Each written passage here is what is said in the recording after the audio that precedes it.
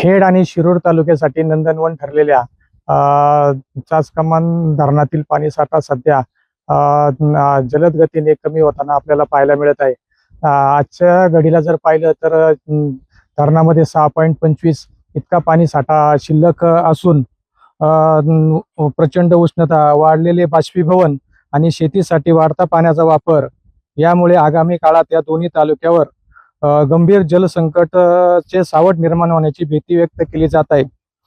जर पावसाने उशीर केल्यास परिस्थिती आणखीन बिकट होण्याची शक्यता असल्याचे शेतकरी आणि नागरिकांमध्ये चिंतेचे वातावरण आहे.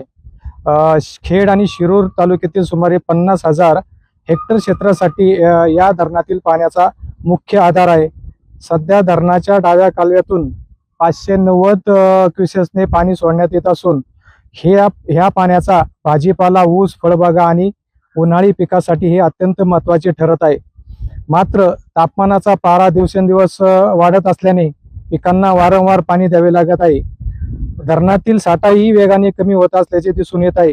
धरणालगतच्या गावांमध्ये पिण्याच्या पाण्याचा प्रश्नही गंभीर होण्याची चिन्हे दिसू लागलेली आहेत.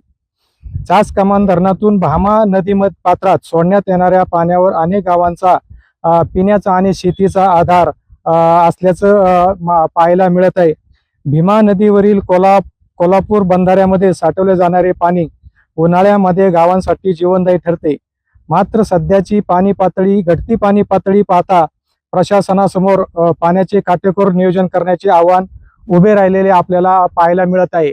तर LS मराठीसाठी चंद्रकांत मांडेकर, खेड, पुणे.